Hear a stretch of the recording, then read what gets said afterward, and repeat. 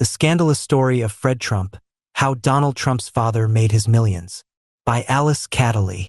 The inside story of Donald Trump's father. Donald Trump famously revealed that he kickstarted his career with a very small $1 million loan from his father, the real estate tycoon Fred Trump. By the time Fred passed away in 1999, he'd amassed a fortune of around $300 million and gained a reputation as the Henry Ford of the home building industry. So how did the son of a German barber lay the foundations for the Trump Organization? Read on to discover the secrets of Fred Trump, the man who watered down paint, was arrested at a KKK rally, and made the Donald an 8-year-old millionaire. All dollar values in US dollars unless otherwise stated, and historic currency conversions correct for the time. From Bavaria to the Bronx.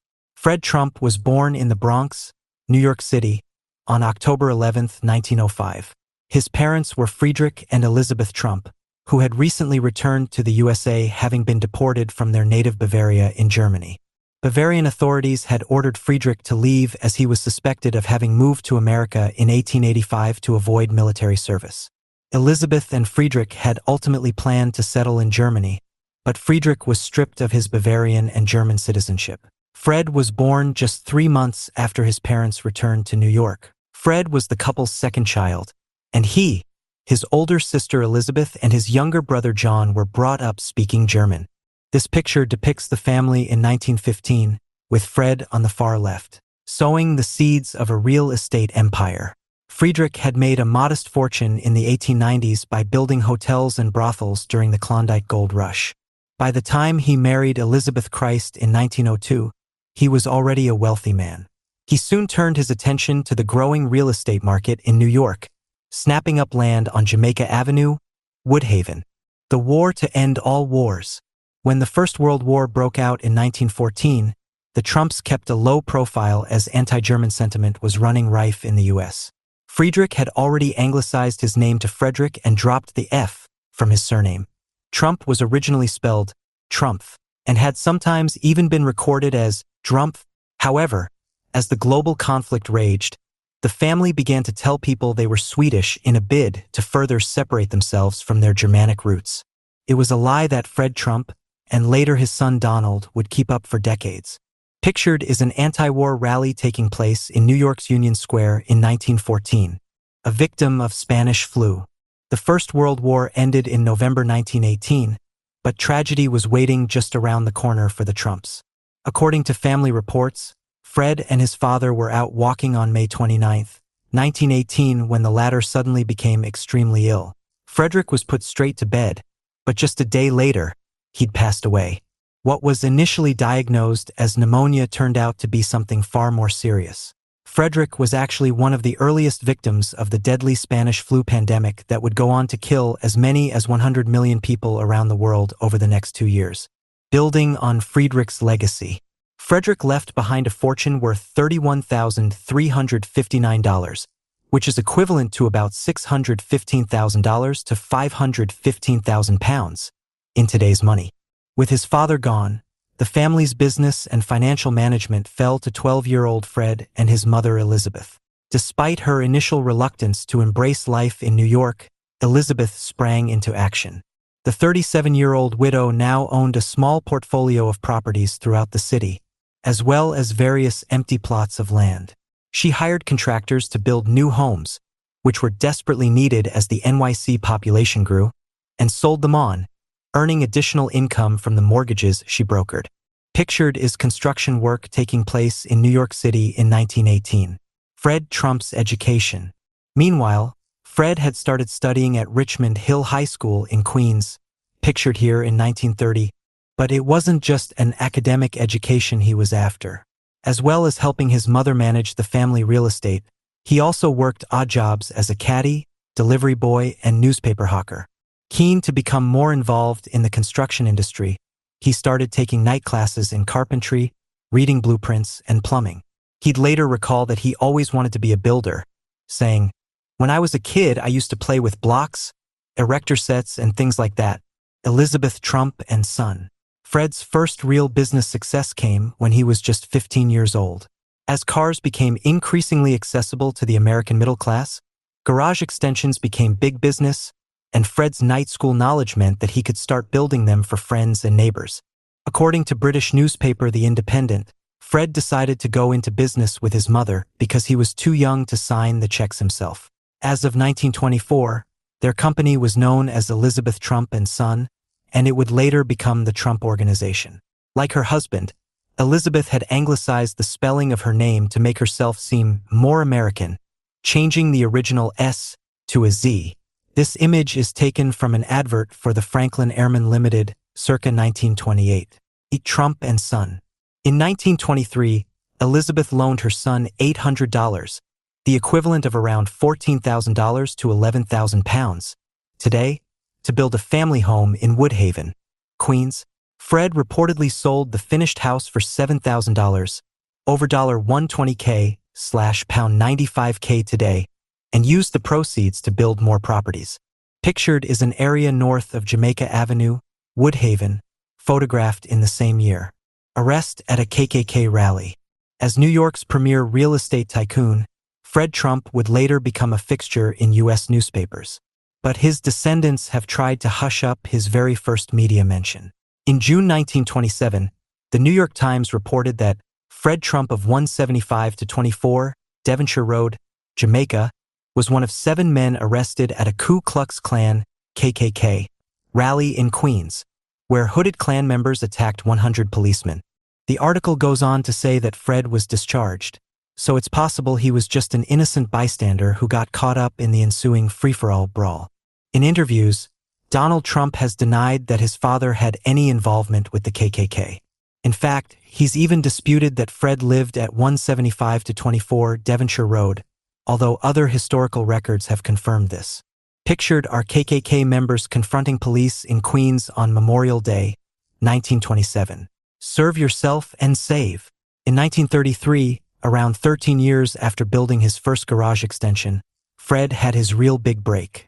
Inspired by the rapidly expanding King Cullen supermarket chain, Fred opened a self-service supermarket called Trump Market in Woodhaven, Queens. It's been described as one of New York City's earliest modern supermarkets, signaling a shift away from independent shops where customers would typically be served from behind a counter.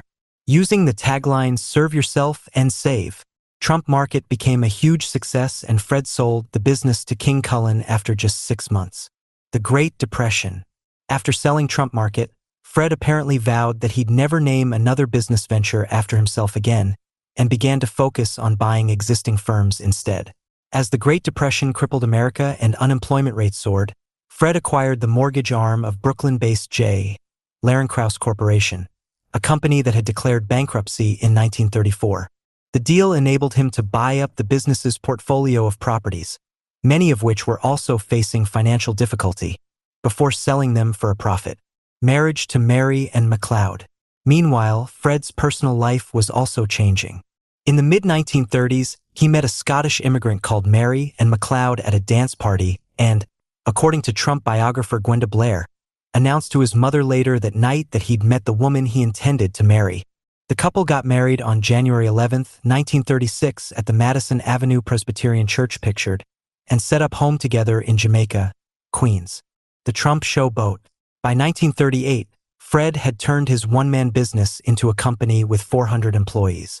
These workers dug foundations for houses that were later sold for somewhere between $3,000 and $6,250, the equivalent of around $65,000 to £51,000, to $135,000 to £107,000 today.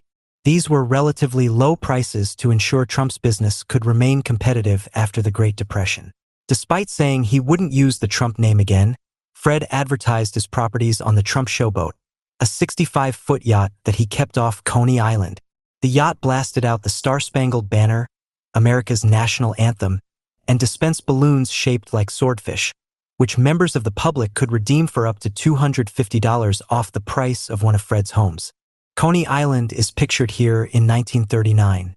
The Henry Ford of the home building industry. Fred's novel advertising campaign clearly paid off. In the late 1930s, the Brooklyn Daily Eagle referred to the businessman as the Henry Ford of the home building industry, describing him as one of the youngest and most successful builders in Brooklyn today.